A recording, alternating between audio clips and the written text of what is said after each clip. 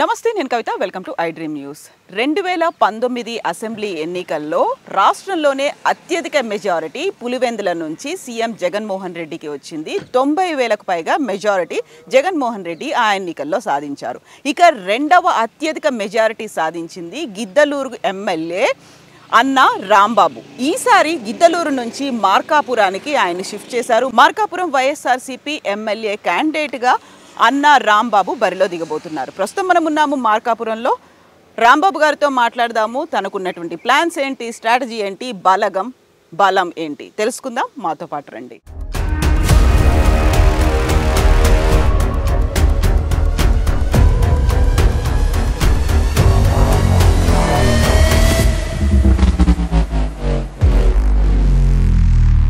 రాంబాబు గారు, ఎట్లా అనిపిస్తోంది క్యాంపెయినింగ్? బాగానే జరుగుతుంది మా.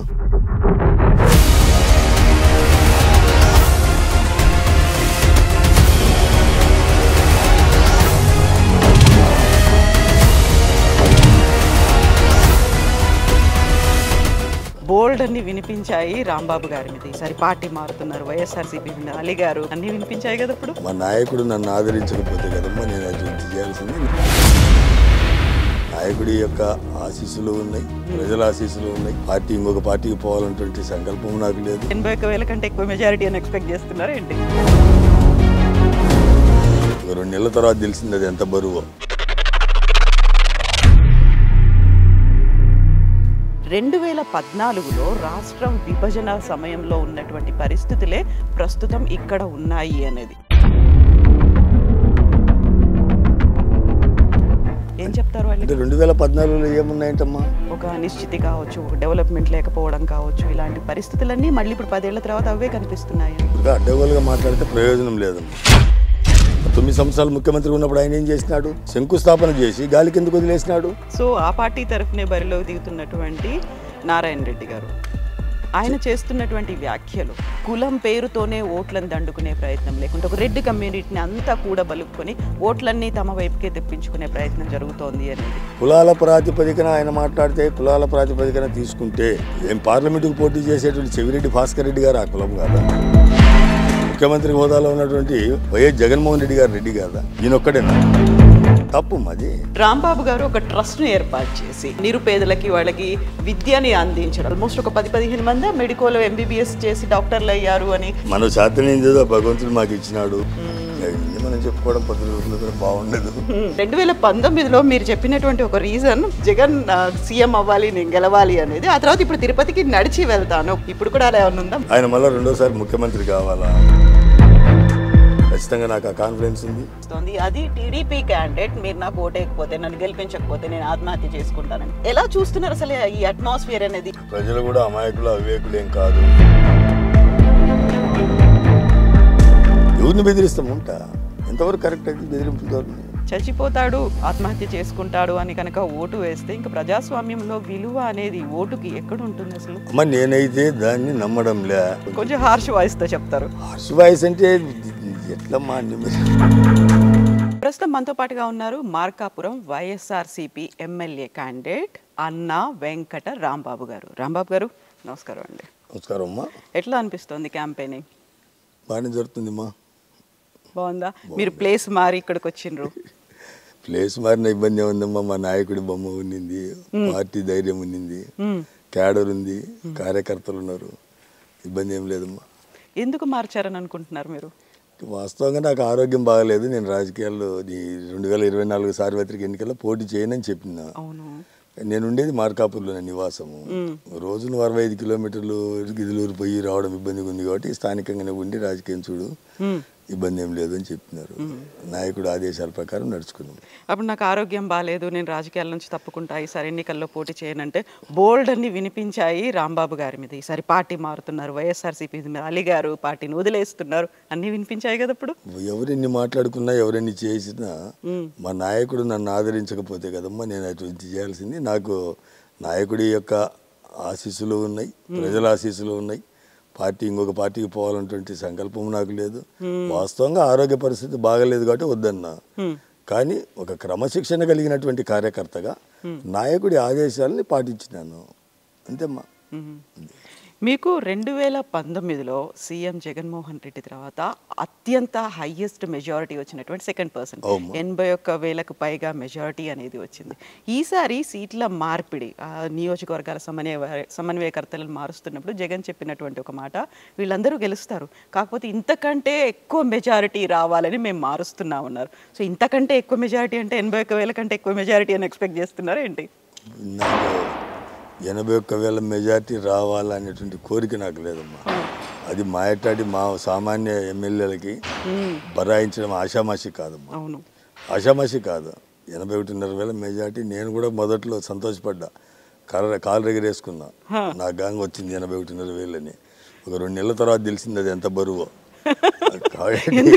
బరువు ఎందుకు అనిపించింది అంటే మాది ఇప్పుడు అంతమంది ఆశీర్వదించి పార్టీని ఆదరించి పార్టీ తరఫున పోటీ చేసినటువంటి క్యాండిడేట్ని గెలిపిస్తే వాళ్ళ సాటిస్ఫాక్షన్ లెవెల్కి పోవడానికి ఏ నాయకుడికి చేత కాదు. పెద్ద స్థాయిలో ఉన్నటువంటి వాళ్ళకి, ముఖ్యమంత్రి గారు లేకపోతే ఆ తర్వాత క్యాడర్లో ఉన్నటువంటి వాళ్ళకి ఏమైనా సాధ్యమైద్దేమో, కానీ మైటి వాళ్ళకి సాధ్యం కాదమ్మా. అంత ఆషామాషి కాదు అది. కాబట్టి నాకు అంత కోరిక లేదు.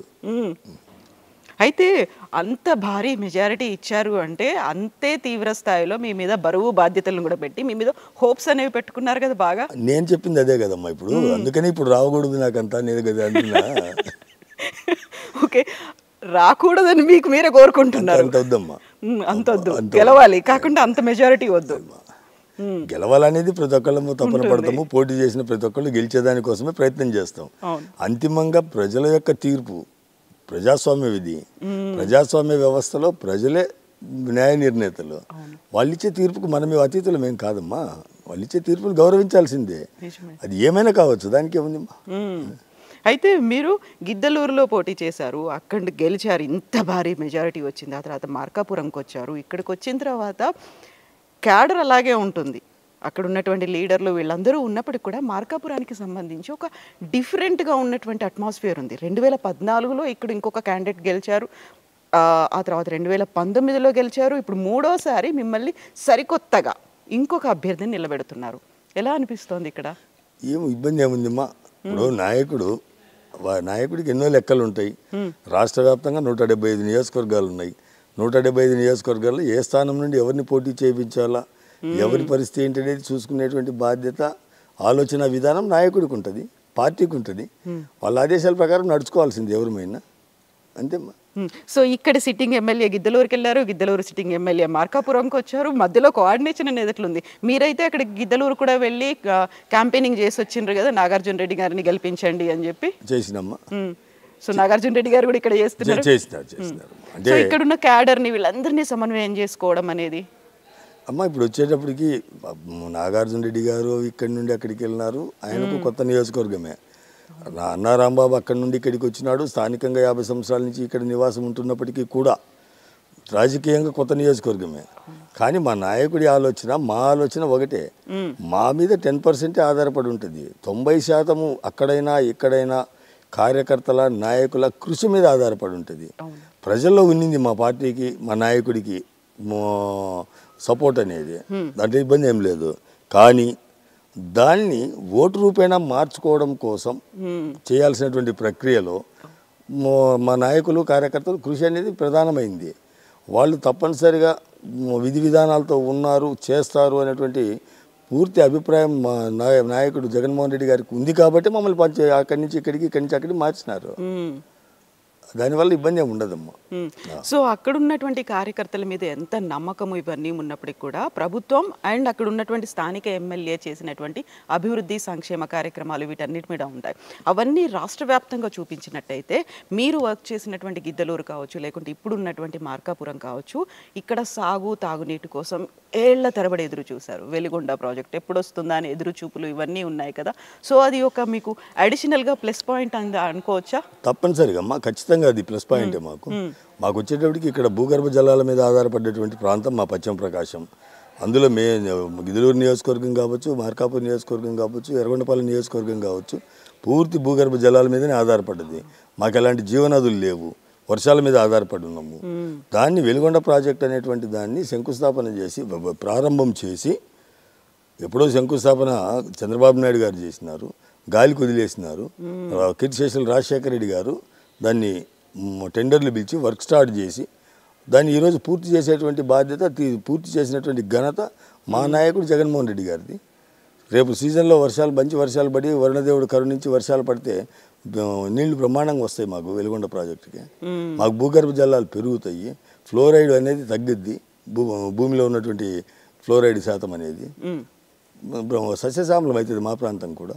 ఇది చేసినటువంటి ఘనత కీర్తిశేషులు దివంగత రాజశేఖర రెడ్డి గారు అలాగే జగన్మోహన్ రెడ్డి గారికి వర్తిస్తుందమ్మా. అయితే ఇప్పుడు ప్రస్తుతం ఉన్నటువంటి మార్కాపురంలో రాజకీయ పరిస్థితులు ఎట్లా ఉన్నాయనుకుంటున్నారు మీరు? నేనైతే బాగానే ఉన్నాయని చెప్పేసి అనుకుంటా ఉన్నామ్మా.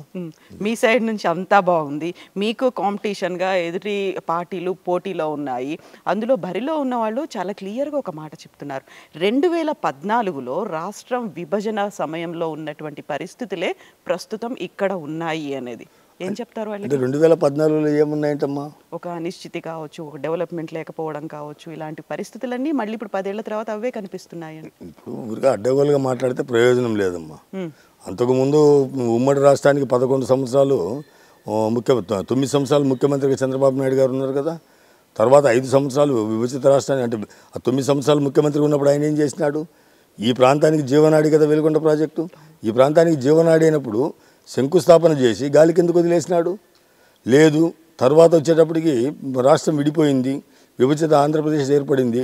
మరి రాజధాని అనేది బ్రహ్మాండంగా గవర్నమెంట్ భూములు, ప్రభుత్వ భూములు దొనకొండ ఏరియాలో మా ప్రాంతాల్లో ఉన్నాయి కదా, ఆడెందుకు పెట్టలేకపోయినారు? రాజకీయంగా మాట్లాడితే చాలా చాలా దుర్మార్గంగా మాట్లాడినట్టు వాళ్ళు, మంచిది కాదు వాళ్ళకి. అసలు వాళ్ళు ఏం చేసినారని మాట్లాడతారమ్మా. నేను కూడా తెలుగుదేశం పార్టీలో ఉండి ఓడిపోయినా 2014లో.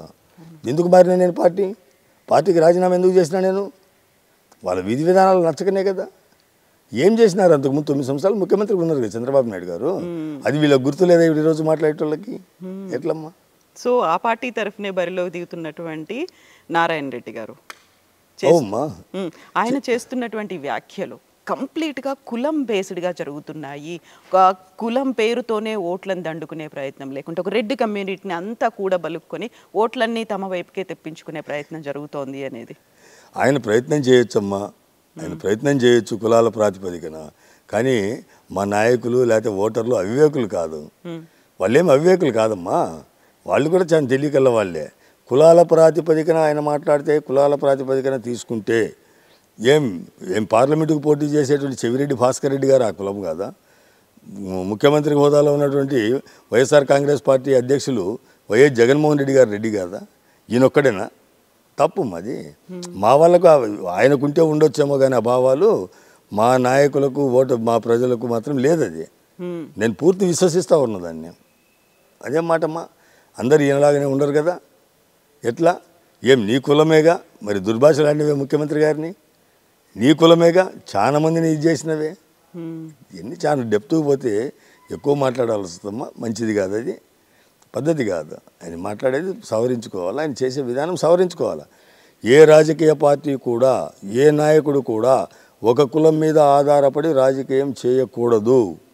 అది ఏమాత్రం మంచిది కాదు, వ్యవస్థలకు ఏమాత్రం మంచిది కాదు.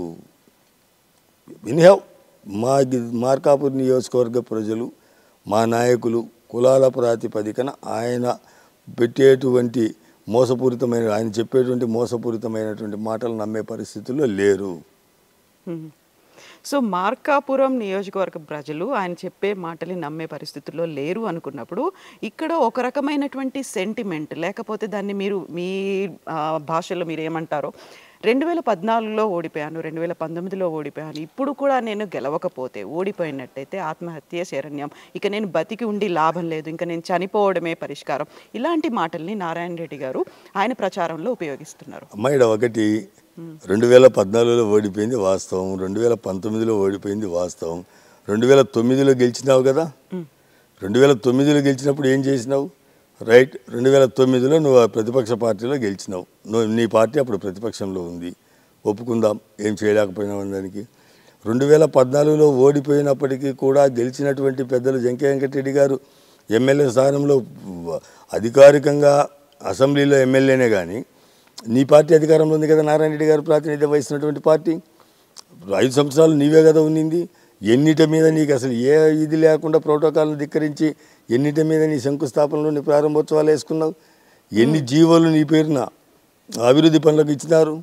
అంటే డివేట్ అయింది కదా ప్రభుత్వము, నువ్వు అధికారంలో ఉన్నట్టే కదా. అప్పుడేం చేసినావు నువ్వు? అప్పుడేం చేసినావు ఈ మార్కాపు నియోజకవర్గ ప్రజలకు? ఇవాళ ఏదో మాట్లాడి నీకే 14, 19లో ఓడిపోయాను అంటున్నావు. ఓడిపోయిన అధికారం ఉంది కదా నీకు. రేపు ఇవాళ గెలవకపోతే నేనేదో చేసుకుంటాను చెందుతాను అంటున్నావు. అది మంచి మాటలు కాదు, మంచి పద్ధతి కాదు. ఈ ప్రజాస్వామ్యంలో ఎవరమైనా సరే ప్రజల తీర్పును గౌరవించాల్సిన, అంతిమంగా గౌరవించాల్సిన బాధ్యత మనకు ఉన్నింది. ఒకవేళ ఓడిపోయిన ఎవరైనా ఓడిపోతాము, ఒక్కళ్ళే గెలిచేది. 10 మందిని పోటీ చేస్తే 10 మందిని గెలవము, ఒక్కళ్ళే గెలిచేది. తరువాత స్థానంలో ఉన్నటువంటి వాళ్ళు, ప్రతిపక్ష స్థానంలో ఉన్నటువంటి వాళ్ళు అధికార పార్టీ ఏదైనా తప్పిదాలు చేస్తే నిలదీసేటువంటి పాత్ర పోషించాలా. తప్పిదాలు జరుగుతూ ఉంటే వాటిని అరికట్టాలా. ఆ పాత్ర ఉంది. అది లేకుండా కేవలం మాకు అధికారం అధికారం అధికారం అంటే పాపం కమ్యూనిస్టులు వాళ్ళు ఎన్నిసార్లు చచ్చిపోవాలా? ఇన్నేళ్ల తరబడి పోరాటాలు చేసి వాళ్ళేం కావాలా? అది మంచిది కాదు. బెదిరింపు, ఏది సెంటిమెంటల్గా బెదిరించడాలు, నేను చచ్చిపోతానడాలు మంచిది కాదు. ఆయన గతంలో కూడా ఇట్నే చెప్పినాడంట, అక్కడో ఇక్కడో నేను అది చేయకపోతే ఊరేసుకుంటా, ఇది చేయకపోతే ఊరేసుకుంటా అని. అతని ఊతపదం అయిపోయింది అది. దాన్ని మనం ఏం చేయగలుగుతాం? కానీ ఇది ఎటువంటి పరిస్థితుల్లో అది మంచి సాంప్రదాయం కాదు. నేను 3 సార్లు ఓడిపోయినాను, ఇప్పుడు గెలవకపోతే ఓడిపోతానని నువ్వు మాట్లాడుతున్నావు. నేను 15 సంవత్సరాల నుంచి రాజకీయాల్లో ఉన్నా, 2 సార్లు ఎమ్మెల్యే అయినా.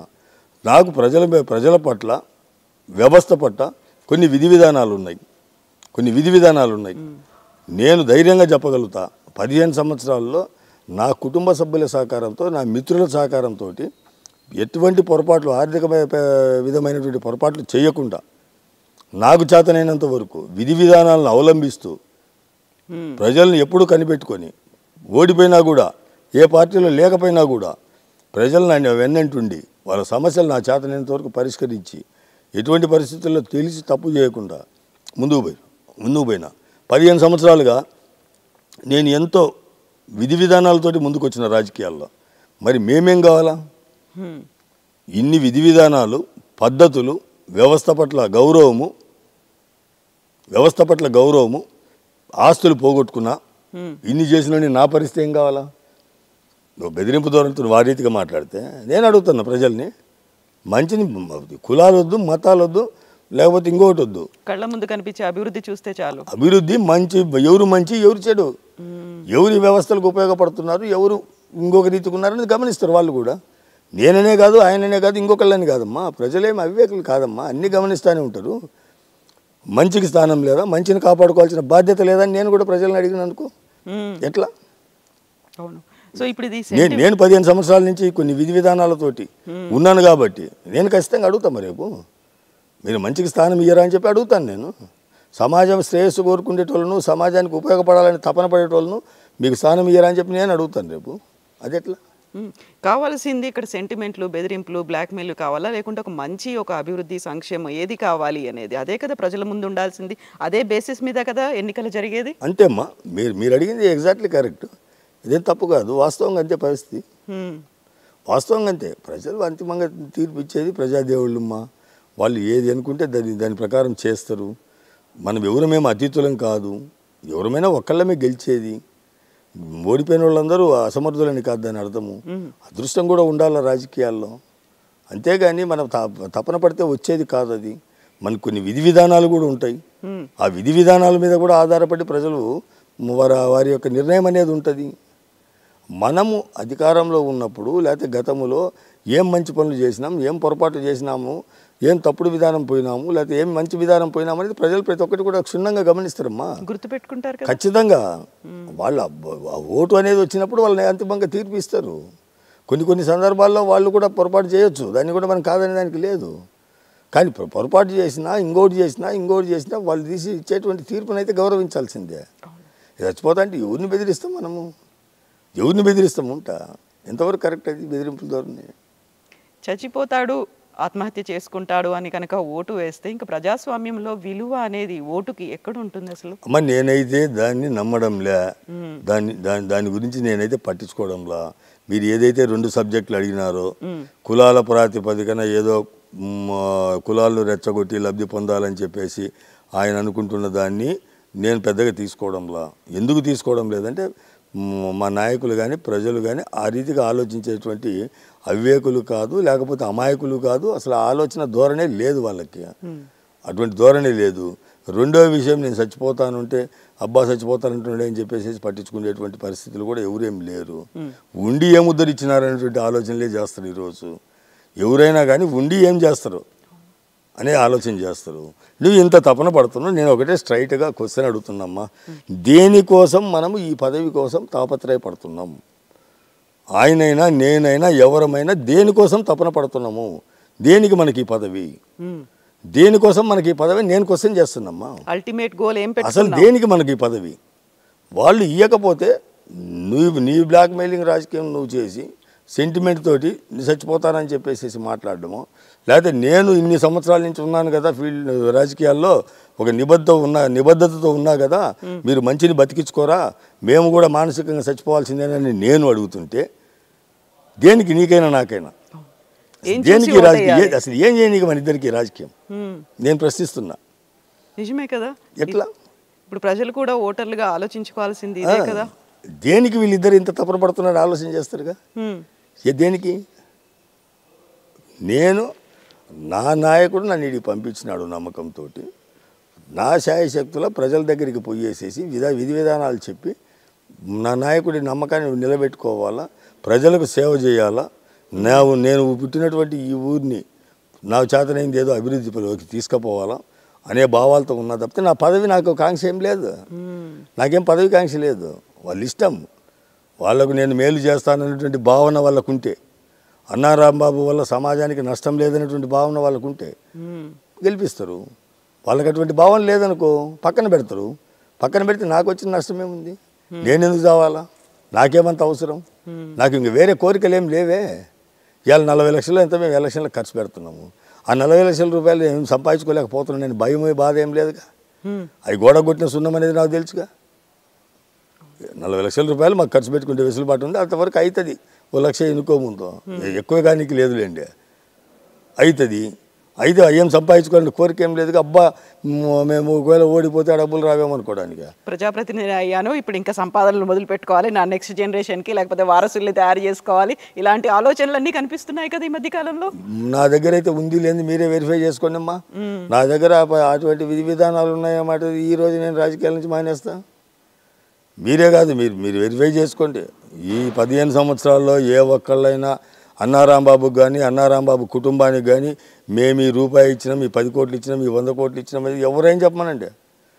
వాళ్ళ పాదాలకు నమస్కారం పెట్టి రాజకీయాల నుంచి వైదొలుగుతాను నేను, నా కుటుంబం మొత్తం కూడా. అంతేమ్మా, దానికి ఇదే ఇబ్బంది ఏం లే. చెప్పేది ఒకటి చేసేది ఒకటి ఉండదు. అన్నారాంబాబు ఉన్నది ఉన్నట్టు చెప్తాడు, అబద్ధాలు ఏం మాట్లాడు. అన్నారాంబాబుకు తనదైనా తన కుటుంబానిదైనా పరాయాలదైనా డబ్బు అయినా లేకపోతే మాట అయినా తప్పు, మంచి అయినా చెడు అయినా తప్పు అయినా అన్నీ సమానంగా చూస్తాడు. సో ముక్కు సిట్టితనం ఉంది, మొండి పట్టుదల ఇవన్నీ ఉన్నాయి. పట్టుదల అంటే ఏముందమ్మా? సుడితనం అంటే ఉన్న వాస్తవాలు చెప్తాం, తప్పేముందమ్మా?